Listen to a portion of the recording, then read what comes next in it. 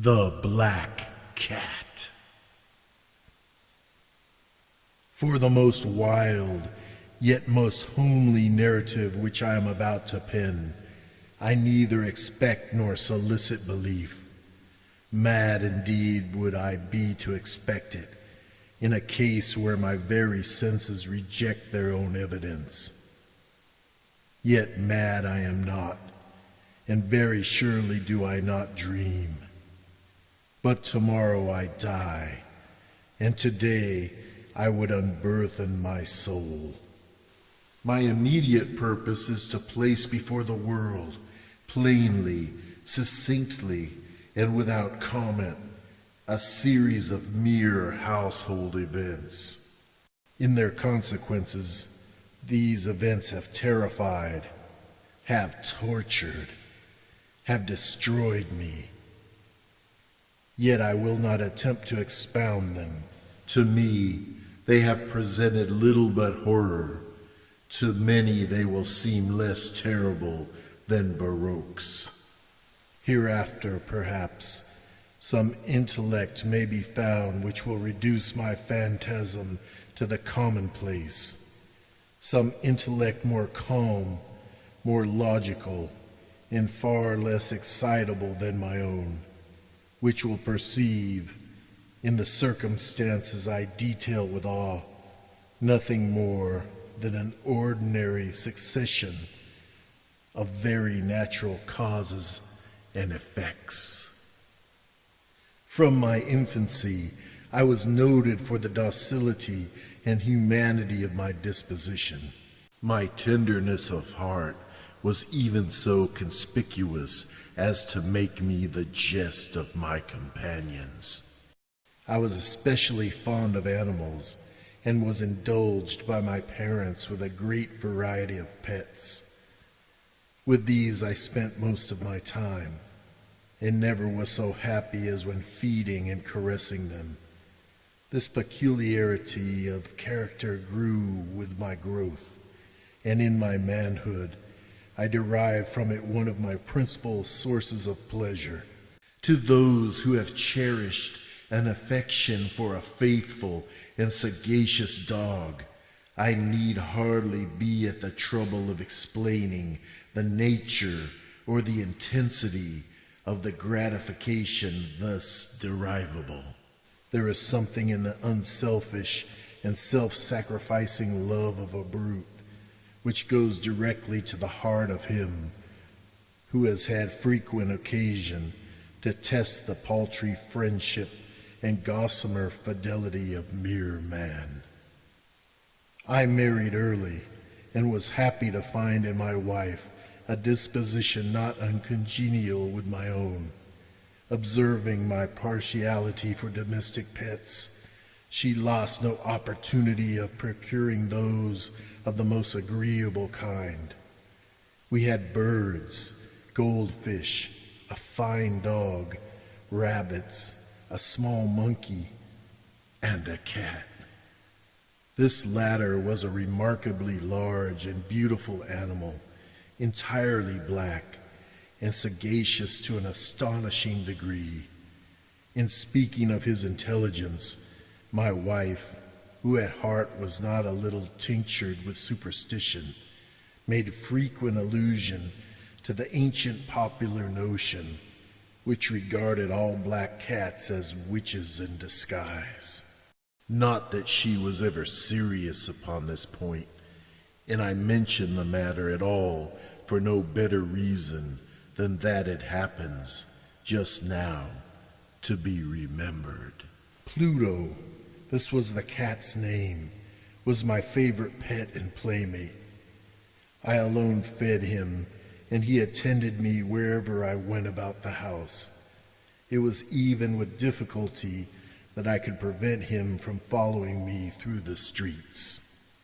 Our friendship lasted in this manner for several years, during which my general temperament and character, through the instrumentality of the fiend intemperance, had, I blush to confess it, experienced a radical alteration for the worse.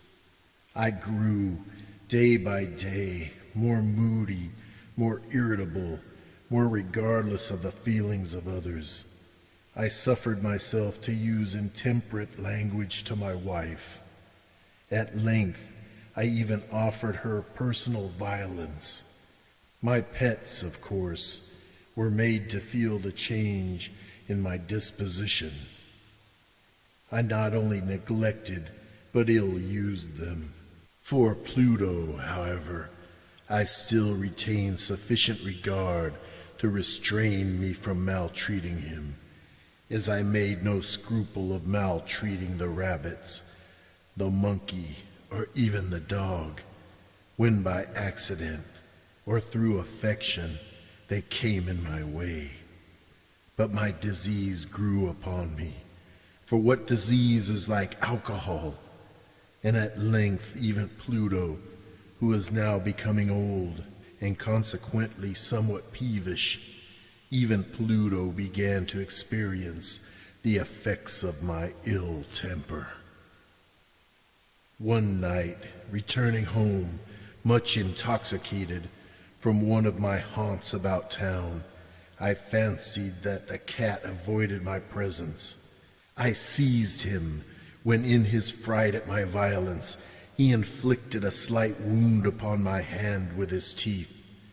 The fury of a demon instantly possessed me. I knew myself no longer. My original soul seemed, at once, to take its flight from my body, and a more than fiendish malevolence, gin-nurtured, thrilled every fiber of my frame. I took from my waistcoat pocket a penknife, opened it, grasped the poor beast by the throat, and deliberately cut out one of its eyes from the socket. I blush, I burn, I shudder, while I pen the damnable atrocity. When reason returned with the morning, when I had slept off the fumes of the night's debauch, I experienced a sentiment half of horror, half of remorse, for the crime of which I had been guilty. But it was, at best, a feeble and equivocal feeling, and the soul remained untouched. I again plunged into excess, and soon drowned in wine all memory of the deed. In the meantime, the cat slowly recovered. The socket of the lost eye presented, it is true, a frightful appearance, but he no longer appeared to suffer any pain. He went about the house as usual, but as might be expected, fled in extreme terror at my approach. I had so much of my old heart left as to be at first grieved by this evident dislike on the part of a creature which had once so loved me. But this feeling soon gave place to irritation, and then came, as if to my final and irrevocable overthrow, the spirit of perverseness. Of this spirit philosophy takes no account. Yet I am not more sure that my soul lives than I am that perverseness is one of the primitive impulses of the human heart, one of the indivisible primary faculties or sentiments which give direction to the character of man. Who has not 100 times found himself committing a vile or a silly action for no other reason than because he knows he should not? Have we not a perpetual inclination in the teeth of our best judgment to violate that which is law merely because we understand it to be such? This spirit of perverseness, I say, came to my final overthrow. It was this unfathomable longing of the soul to vex itself, to offer violence to its own nature, to do wrong for the wrong's sake only, that urged me to continue and finally to consummate the injury I had inflicted upon the unoffending brute. One morning, in cool blood, I slipped a noose about its neck and hung it to the limb of a tree, hung it with the tears streaming from my eyes and with the bitterest remorse at my heart. Hung it because I knew that it had loved me, and because I felt it had given me no reason of offense. Hung it because I knew that in so doing I was committing a sin, a deadly sin that would so jeopardize my immortal soul as to place it, if such a thing were possible, even beyond the reach of the infinite mercy of the most merciful and most terrible God. On the night of the day on which this cruel deed was done, I was aroused from sleep by the cry of fire. The curtains of my bed were in flames. The whole house was blazing. It was with great difficulty that my wife, a servant, and myself made our escape from the conflagration. The destruction was complete. My entire worldly wealth was swallowed up, and I resigned myself thenceforward to despair. I am above the weakness of seeking to establish a sequence of cause and effect between the disaster and the atrocity, but I am detailing a chain of facts and wish not to leave even a possible link imperfect. On the day succeeding the fire, I visited the ruins. The walls, with one exception, had fallen in. This exception was found in a compartment wall, not very thick, which stood about the middle of the house, and against which had rested the head of my bed. The plastering had here, in great measure, resisted the action of the fire, a fact which I attributed to its having been recently spread. About this wall a dense crowd was collected, and many persons seemed to be examining a particular portion of it with very minute and eager attention. The words strange, singular, and other similar expressions excited my curiosity. I approached and saw, as if graven in bas-relief upon the white surface, the figure of a gigantic cat. The impression was given with an accuracy truly marvelous. There was a rope about the animal's neck. When I first beheld this apparition, for I could scarcely regard it as less, my wonder and my terror were extreme. But at length reflection came to my aid. The cat, I remembered, had been hung in a garden adjacent to the house. Upon the alarm of fire, this garden had been immediately filled by the crowd, by someone of whom the animal must have been cut from the tree and thrown through an open window into my chamber. This had probably been done with the view of arousing me from sleep. The falling of other walls had compressed the victim of my cruelty into the substance of the freshly spread plaster, the lime of which, with the flames and the ammonia from the carcass, had then accomplished the portraiture as I saw it. Although I thus readily accounted to my reason, if not altogether to my conscience, for the startling fact just detailed, it did not less fail to make a deep impression upon my fancy. For months I could not rid myself of the phantasm of the cat, and during this period there came back into my spirit a half sentiment that seemed, but was not, remorse. I went so far as to regret the loss of the animal, and to look about me among the vile haunts which I now habitually frequented for another pet of the same species and of somewhat similar appearance, with which to supply its place. One night as I sat, half stupefied, in a den of more than infamy, my attention was suddenly drawn to some black object reposing upon the head of one of the immense hogsheads of gin or of rum which constituted the chief furniture of the apartment. I had been looking steadily at the top of this hogshead for some minutes, and what now caused me surprise was the fact I had not sooner perceived the object thereupon. I approached it and touched it with my hand.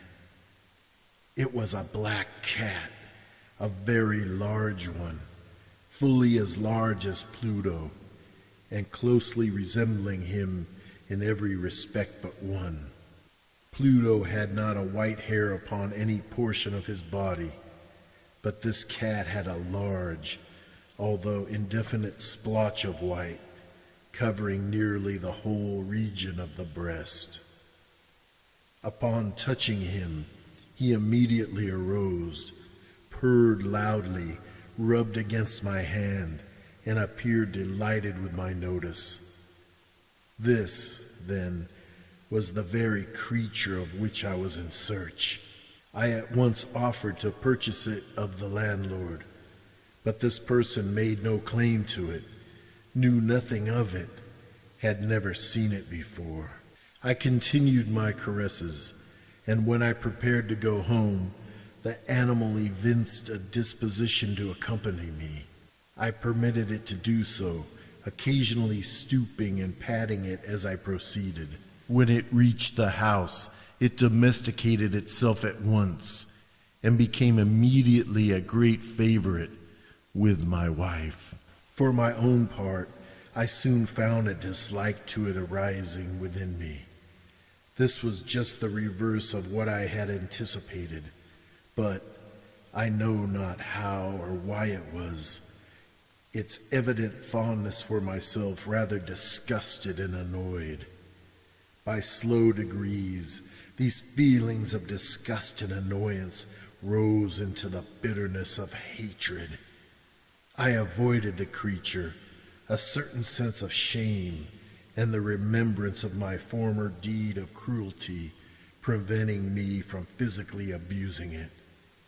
I did not, for some weeks, strike or otherwise violently ill-use it, but gradually, very gradually, I came to look upon it with unutterable loathing, and to flee silently from its odious presence as from the breath of a pestilence.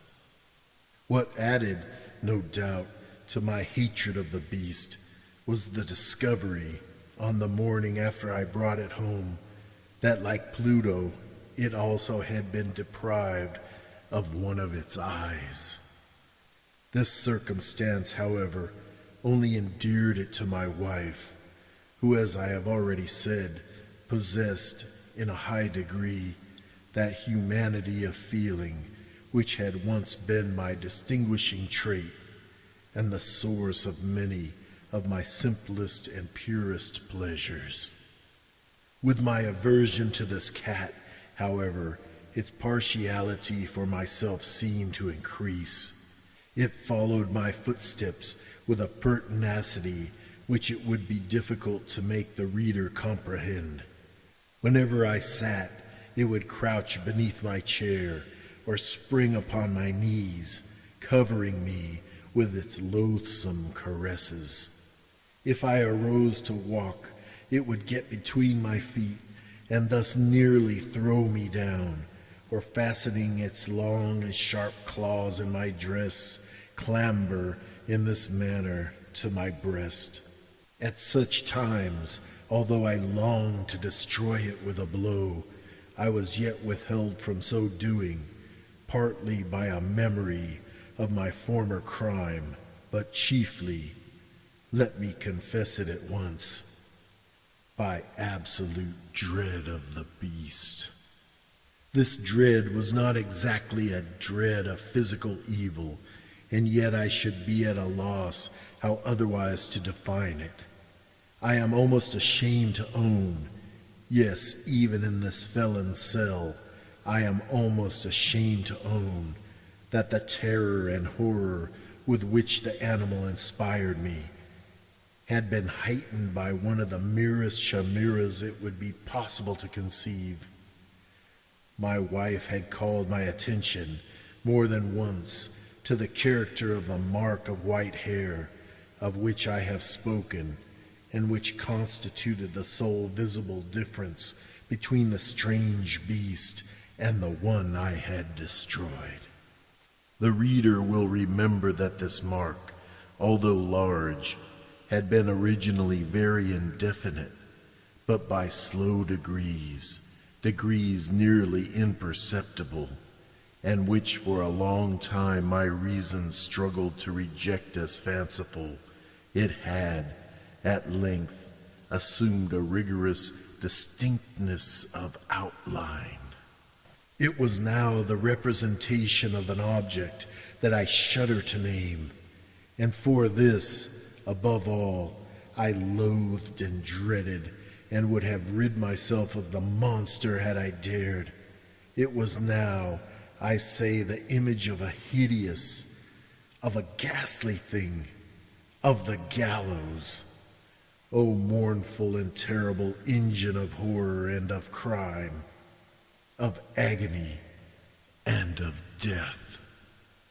And now I was indeed wretched beyond the wretchedness of mere humanity, and a brute beast whose fellow I had contemptuously destroyed, a brute beast to work out for me a man fashioned in the image of the high God, so much of insufferable woe.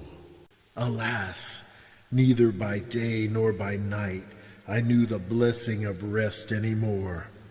During the former the creature left me no moment alone, and in the latter I started, hourly, from dreams of unutterable fear, to find the hot breath of the thing upon my face, and its vast weight, an incarnate nightmare that I had no power to shake off, incumbent eternally upon my heart. Beneath the pressure of torments such as these, the feeble remnant of the good within me succumbed. Evil thoughts became my sole intimates, the darkest and most evil of thoughts. The moodiness of my usual temper increased to hatred of all things and of all mankind, while from the sudden, frequent, and ungovernable outbursts of a fury to which I now blindly abandoned myself, my uncomplaining wife, alas, was the most usual and the most patient of sufferers. One day she accompanied me upon some household errand into the cellar of the old building which our poverty compelled us to inhabit.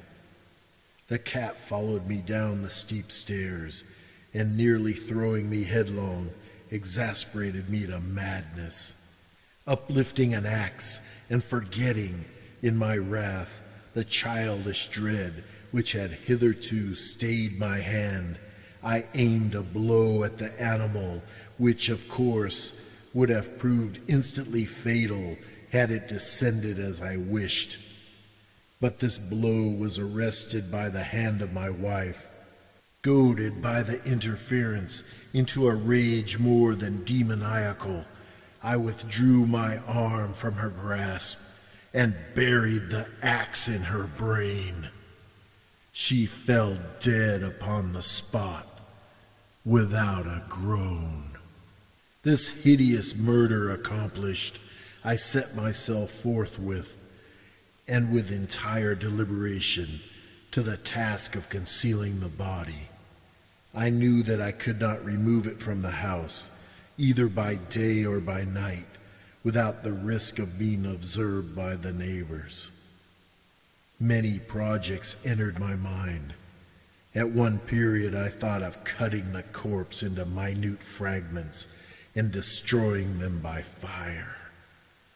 At another, I resolved to dig a grave for it in the floor of the cellar.